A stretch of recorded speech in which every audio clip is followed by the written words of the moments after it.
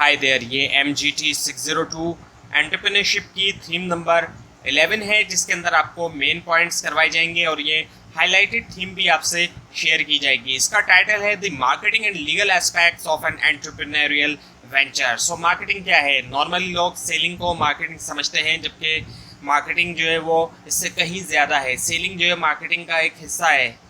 सो Philip Kotler और Armstrong के मुताबिक मार्केटिंग जो है एक क्या है, प्रोसेस है। Process by which companies create value for customer है। ऐसा प्रोसेस जिसके ज़रिए कंपनीज जो है वो क्रिएट करती हैं वैल्यू कस्टमर के लिए और बिल्ड करती हैं स्ट्रॉन्ग रिलेशनशिप को in order to capture value from customer in return, ताकि वैल्यू कैप्चर कर सके कस्टमर से रिटर्न में। सो मार्केटिंग के अंदर क्या होता है कि कस्टमर की नीड को देखा जाता है, आइडेंटिफाई किया जाता है। मार्केटिंग के अंदर फोकस सेलिंग के ऊपर नहीं होता। नॉर्मली जो सेलिंग के अंदर फोकस होता है वो ये होता है कि प्रोडक्ट को किसी भी तरह बेचा जाए, जबकि मार्केटिंग में ऐसा नहीं होता, बल्कि कस्टमर की नीड को देखा जा रहा होता है कि कस्टमर की जो नीड है। सो नीड को आइडेंटिफाई किया जाता है जब डिज़ाइन किया जा रहा होता है प्रोडक्ट या सर्विस को। So what is need?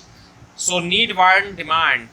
अब नीड है क्या? स्टेट ऑफ फेल्ट डेप्रीवेशन, यानी कि एहसास महरूमी की हालत। जब इंसान को किसी चीज़ की कमी होती है तभी उसको ज़रूरत पड़ती है। अब एक एग्जाम्पल है जिसके ज़रिए आप इन तीनों चीज़ों को आराम से समझ जाएंगे। एक शख्स है, सपोज उसको भूख लगी है, तो उसको ज़रूरत है किसकी? खाने उसकी ज़रूरत है। सो उसके बाद है फिर वांट। नीड के बाद वांट आती है।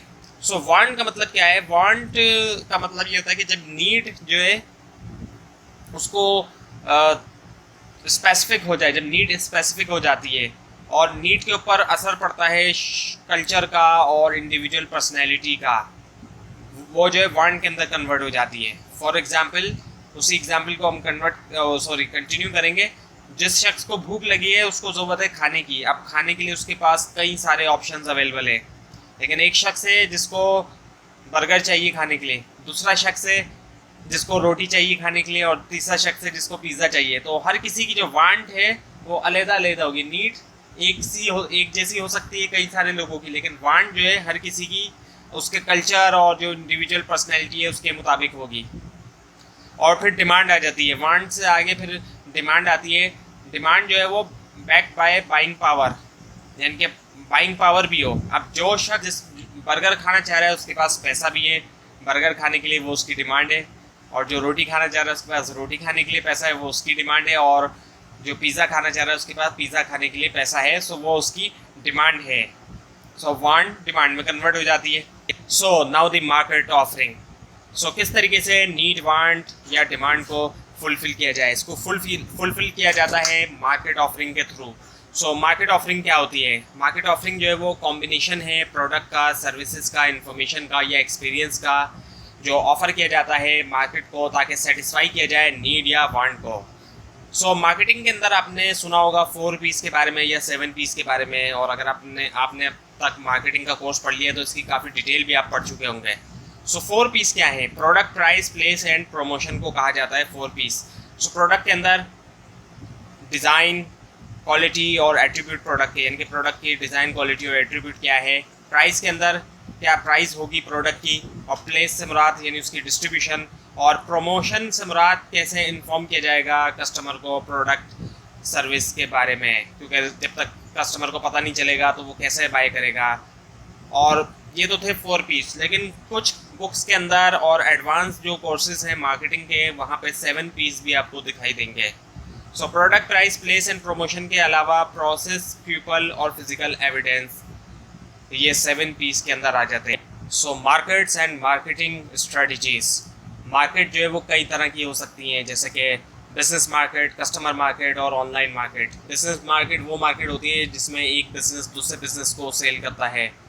कस्टमर मार्केट्स के अंदर कस्टमर को सेल किया जाता है, और ऑनलाइन मार्केट में डिजिटल मीडिया के थ्रू सेलिंग की जाती है, और इसमें कोई फिजिकली तौर पे मार्केट मौजूद नहीं होती। डिजिटल मीडिया के अंदर कई सारी तरीक़ों से लोग सेल करते हैं। मोस्ट कॉमनली वेबसाइट के ज़रिए, ई कॉमर्स साइट जो होती हैं, और इसके अलावा सोशल मीडिया वगैरह के ज़रिए भी सेल किया जाता है। So marketing strategy. सो जो स्टेप्स होते हैं मार्केटिंग स्ट्रेटजी बनाने के अंदर, डिज़ाइन करने के अंदर, वो आपके सामने मौजूद हैं। सबसे पहले आइडेंटिफाई करना कस्टमर की जो नीड है उसके बाद चूज़ करना वैल्यू प्रोपोजिशन को, यानी कि कस्टमर क्यों चूज़ करेगा आपकी प्रोडक्ट या सर्विस को, और डिज़ाइन करना कंसिस्टेंट ब्रांड को और मैसेज को, सिलेक्ट करना अपनी टारगेट ऑडियंस को, जिस ऑडियंस को टारगेट करना है, सिलेक्ट करना मार्केटिंग या सोशल चैनल स्टार्टअप के लिए, बिल्ड करना रेफरल ग्रुप को। सो जो रेफरल नेटवर्क को, रेफरल नेटवर्क जो होता है ये एक ग्रुप होता है लोगों का जो कॉन्स्टेंटली रेफ़र करेंगे आपकी कंपनी को इंटरेस्टेड लीड तक, जो इंटरेस्टेड लीड होगी वहाँ तक। और उसके बाद है फिर असेंबल करना स्मार्ट मार्केटिंग टीम, एक मार्केटिंग टीम की ज़रूरत होती है। सो स्मार्ट मार्केटिंग टीम को असेंबल करना और अपनी प्रोडक्ट के लॉयल यूज़र बनना, और be vigilant to customer feedback, यानी कि केयरफुल वॉच करना जो पॉसिबल डेंजर है। कस्टमर का जो फीडबैक है वो किसी भी तरह का आ सकता है, तो उसको केयरफुली वॉच किया जाए। और उसके बाद है फिर रिलेशनशिप मार्केटिंग, यानी कि एम्फेसाइज करना कस्टमर रिटेंशन और सेटिस्फेक्शन पे, ना कि सेल्स। कस्टमर रिलेशनशिप मैनेजमेंट, ये इतना बड़ा टॉपिक है, इसके ऊपर पूरा कंप्लीट कोर्स पढ़ाया जाता है मार्केटिंग के स्टूडेंट्स को। और कॉटलर और आर्मस्ट्रॉन्ग के मुताबिक कस्टमर रिलेशनशिप मैनेजमेंट क्या है? The overall process of building and maintaining profitable customer relationship, यानी कि ये पूरा ओवरऑल प्रोसेस है बिल्ड करने का और मेंटेन करने का profitable customer relationship by deliver superior customer value and satisfaction, deliver करते हुए सुपीरियर कस्टमर वैल्यू और सेटिस्फेक्शन। आज के दौर में कंप्लीट सॉफ्टवेयर सिस्टम इस्तेमाल होता है कस्टमर रिलेशनशिप मैनेजमेंट का, और ये जो एक कॉम्बिनेशन है प्रैक्टिसेस का, स्ट्रेटजीज़ का, टेक्नोलॉजीज़ का, जो कि कंपनी इस्तेमाल करती है मैनेज करने के लिए और एनालाइज करने के लिए कस्टमर इंट्रैक्शन को और डेटा को through out the customer life cycle. और जो बिल्डिंग ब्लॉक है CRM का वो है डिलीवर करना कस्टमर वैल्यू और डिलाइट करना अपने कस्टमर को। उसके बाद है फिर कस्टमर परसीव्ड वैल्यू। सो परसीव्ड वैल्यू क्या होती है? परसीव्ड वैल्यू जो है कस्टमर ऑन परसेप्शन होता है एक प्रोडक्ट का या सर्विस का। कस्टमर्स, सो कस्टमर कौन होता है? कस्टमर वो होता है जो कि बाय करता है गुड्स, प्रोडक्ट या सर्विस को। और कस्टमर भी एक तरह का नहीं होता, कई तरह के कस्टमर होते हैं। जो इनकी क्लासिफिकेशन है वो आपके सामने है, स्ट्रेंजर्स, बटरफ्लाइज, ट्रू फ्रेंड्स और बायनिकल्स। सो स्ट्रेंजर्स कौन होते हैं? स्ट्रेंजर्स वो होते हैं जो कि सिर्फ एक बार ही आपकी प्रोडक्ट को जो है वो परचेज़ करते हैं और दोबारा फ्यूचर में हो सकता है वो आपकी प्रोडक्ट को परचेज़ ना करें, इसीलिए इनको स्ट्रेंजर्स कहा जाता है।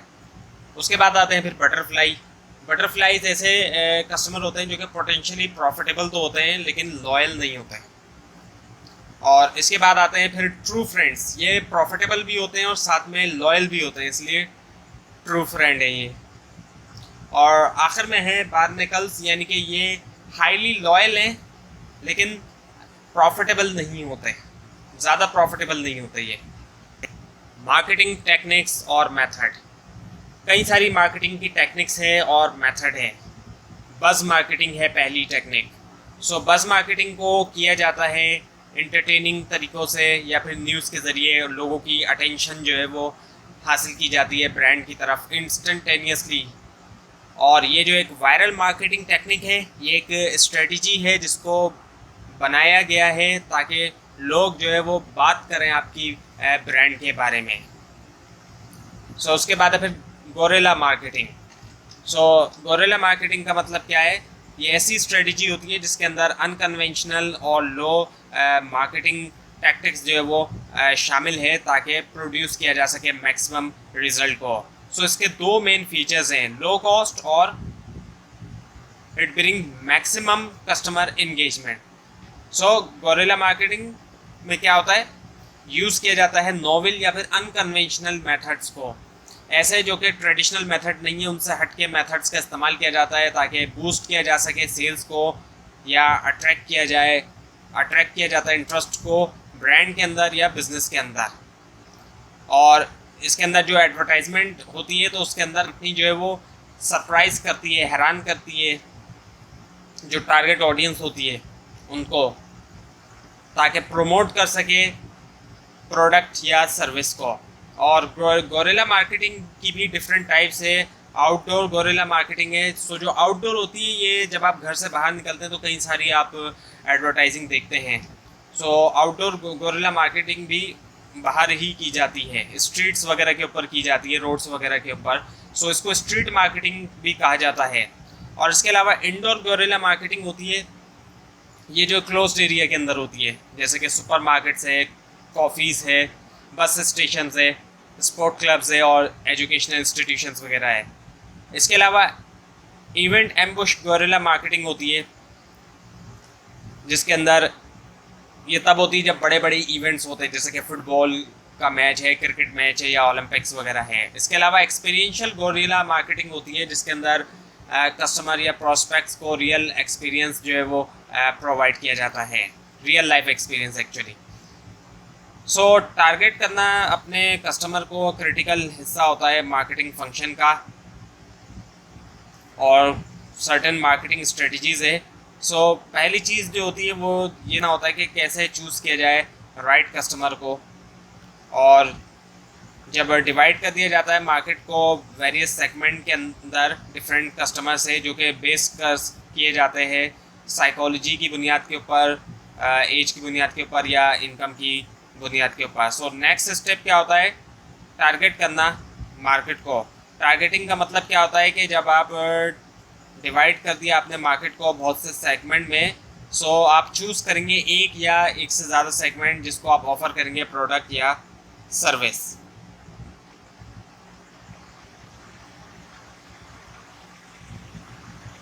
सो टारगेट करने से पहले सेगमेंट को हमें इवेल्यूएट करना चाहिए सेगमेंट को, और दो ऑप्शन है हमारे पास इवेल्यूशन के। फिलिप कॉटलर ने 2 यार्ड स्टिक्स दिए इवेल्यूशन के लिए। पहला है फर्स्ट बीइंग सेगमेंट अट्रैक्टिवनेस, पहला है सेगमेंट की अट्रैक्टिवनेस और दूसरा है फर्म के ऑब्जेक्टिव्स और रिसोर्सेज। सो ये 2 यार्ड स्टिक दिए हैं फिलिप कॉटलर ने इवेल्यूशन के लिए।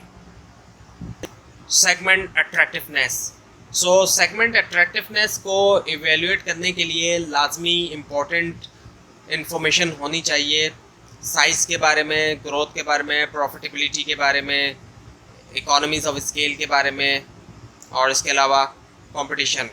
और इनको मेजर करते हुए आप जान सकते हैं कि सेगमेंट की जो अट्रैक्टिवनेस है उसको, और इसके बाद जो है फिर चेक करेंगे आप कि क्या ऑब्जेक्टिव हैं आपकी फर्म के और क्या रिसोर्सेज हैं आपके बिजनेस के।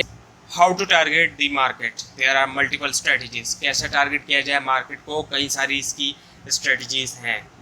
सो जो यंग और अपकमिंग एंटरप्रेन्योर हैं, इनके लिए जो लीडिंग एरिया ऑफ वीकनेस है वो है मार्केट रिसर्च और market intelligence. Marketing research process, marketing research process जो है काफ़ी सिंपल है। ये इसके स्टेप्स 8 स्टेप्स हैं।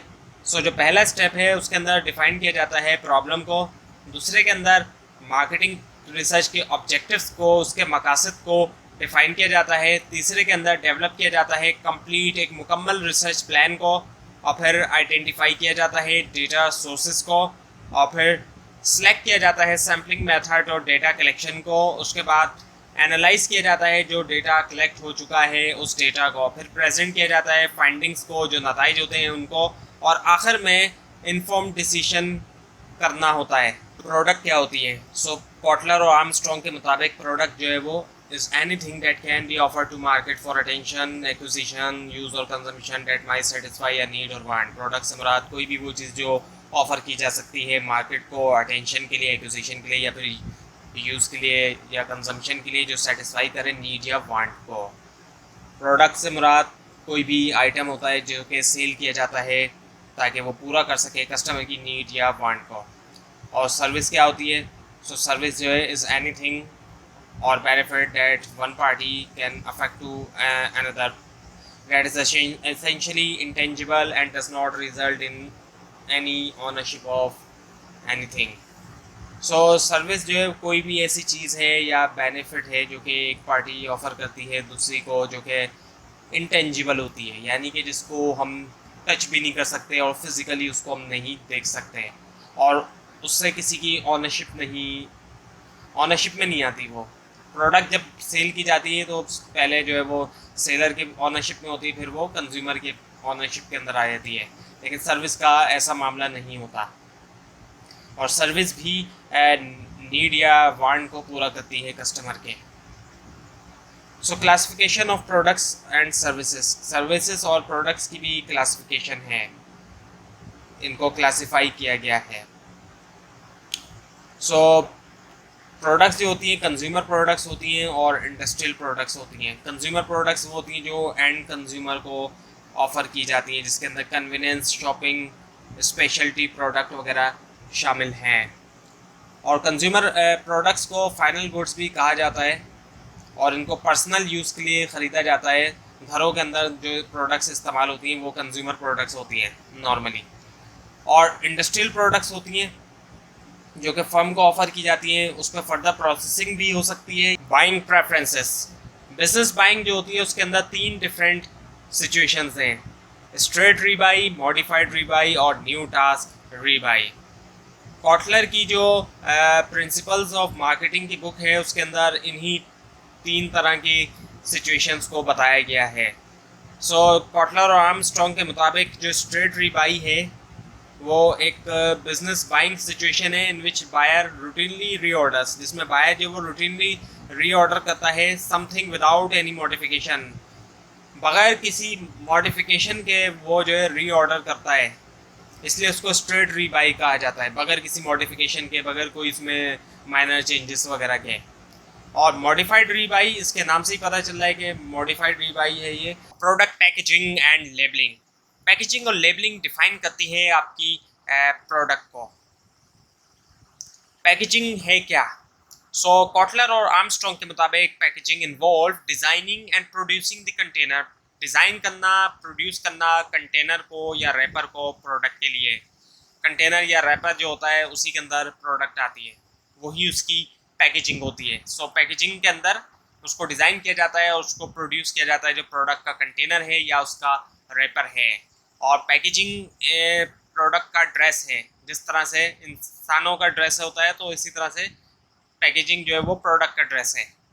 सो सर्टेन पैकेजिंग कंसर्न है जो कि आपको बताया जा रहा है, वो है प्रोडक्ट कंटेनर है और पैकेजिंग का डिज़ाइन और उसकी फंक्शनैलिटी, डिज़ाइन उसका कैसा हो और पैकेजिंग का कलर और उसकी क्वालिटी कैसी हो, ये प्रोडक्ट टू प्रोडक्ट वेरी करती है। पैकेजिंग का साइज़ कैसा कितना हो ये भी प्रोडक्ट के हिसाब से है। और उसकी ड्यूरेबिलिटी, कुछ प्रोडक्ट्स ऐसी हैं जिसमें ड्यूरेबल पैकेजिंग होनी चाहिए लेकिन कुछ में नहीं। और पैकेजिंग की कॉस्ट, अब कॉस्ट प्रोडक्ट की कॉस्ट के हिसाब से डिपेंड करती है, जितनी ज़्यादा पैकेजिंग की कॉस्ट बढ़ेगी तो प्रोडक्ट की कॉस्ट के अंदर भी उतना ही इजाफा होगा। और पैकेजिंग जो है वो अट्रैक्ट करती है अटेंशन को, जितनी अच्छी पैकेजिंग होती है किसी प्रोडक्ट की तो लोग उतना ज़्यादा अट्रैक्ट होते हैं। और स्पेशली अगर एक प्रोडक्ट बच्चों के लिए बनाई गई है, जैसे यहाँ पर एग्जांपल दी गई है कैंडी की पैकेजिंग की, तो अगर उसकी पैकेजिंग बहुत खूबसूरत है तो वो बच्चों को अट्रैक्ट करेगी। इसके बाद आता है फिर लेबलिंग। सो लेबलिंग का मतलब क्या होता है कि लेबल लगाना किसी प्रोडक्ट के ऊपर, और लेबल जो लगाया जाता है वो इसलिए लगाया जाता है ताकि इन्फॉर्मेशन दी जाए उसके बारे में। आप देखते हैं प्रोडक्ट्स के ऊपर लिखा होता है प्रोडक्ट्स के बारे में, सो वो लेबल होता है, लेबलिंग की होती है प्रोडक्ट्स के ऊपर। सो और ऐसी इंडस्ट्रीज़ हैं कुछ जहाँ पर ये क्रिटिकल भी है, क्योंकि वहाँ पर रेगुलेटरी जो अथॉरिटी होती है वो मॉनिटर कर रही होती है उसको। और कई इन्फॉर्मेशन ऐसी होती है जो लाजमी होती है प्रोडक्ट के लिए देना, प्रोडक्ट के बारे में वो इन्फॉर्मेशन देना लाजमी होती है। सो इसलिए वो इन्फॉर्मेशन क्रिटिकल होता है उस इन्फॉर्मेशन को देना। प्लेसमेंट, एक एंटरप्रेन्योर के लिए एक इम्पॉर्टेंट क्वेश्चन ये है कि कहाँ सेल किया जाए प्रोडक्ट को। सो प्लेसमेंट रिलेट करता है एक्सेसिंग द कस्टमर। सो आप जो है वो सेल कर रहे हैं अपनी प्रोडक्ट को, अब चाहे वो बिजनेस प्रोडक्ट है या कंज्यूमर प्रोडक्ट, बट लेकिन कैसे जो है वो कस्टमर आपका जो है वो एक्सेस करेगा आपकी प्रोडक्ट को, ये एक बहुत इंपॉर्टेंट है। So placement is the distribution option available to you. So ये जो है ऑनलाइन भी हो सकती है, फिजिकल आउटलेट भी हो सकती है, या फिर डोर टू डोर सेलिंग भी हो सकती है। सो प्लेसमेंट के अंदर तमाम जो है वो मैटर्स शामिल हैं जो रिलेट करते हैं सप्लाई चेन मैनेजमेंट से, जोग्राफिकल लोकेशन, डिस्ट्रीब्यूशन चैनल्स और डिस्प्ले प्रोडक्ट का। सो प्लेसमेंट के लिए ये भी बहुत मैटर करता है कि कौन सी मार्केट में आप जो है वो डील कर रहे हैं, क्या ये कंज्यूमर मार्केट है, इंडस्ट्रियल मार्केट है गवर्नमेंट मार्केट है, ग्लोबल मार्केट है। Price and pricing strategy. So price क्या है? प्राइस का मतलब होता है वो अमाउंट ऑफ मनी जो कि पे करना होता है ताकि एक्वायर किया जा सके प्रोडक्ट को। और प्राइस जो है ओनली पी है। जितने भी पी आपको ऊपर बताए गए हैं, 4 पीस हों या 7 पीस हों, उनमें से सिर्फ एक ही पी है जो कि सोर्स ऑफ रेवेन्यू है, यानी कि सोर्स ऑफ इनकम है। सो प्राइसिंग स्ट्रेटजीज़ की अगर हम बात करें, सो प्राइस स्ट्रेटजीज़ डिपेंड करती है कौन सी प्रोडक्ट, सर्विस या एक्सपीरियंस आप ऑफर कर रहे हैं अपने कस्टमर को।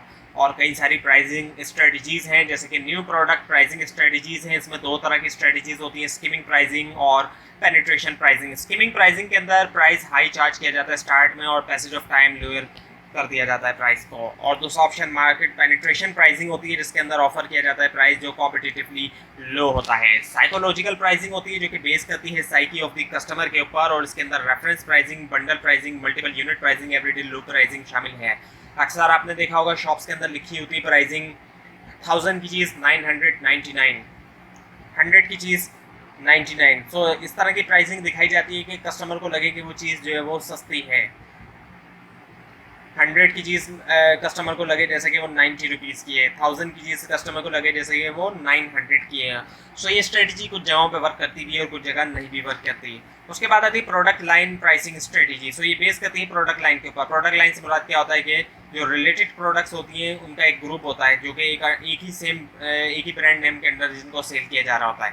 सो बेस करती है ये प्रोडक्ट लाइन के ऊपर, जिसके लिए 2 डिफरेंट प्राइसिंग जो है वो यूज़ किया जाता है, जैसे कि कैप्टिव और प्रीमियम। सो कैप्टिव प्राइसिंग क्या है? Captive pricing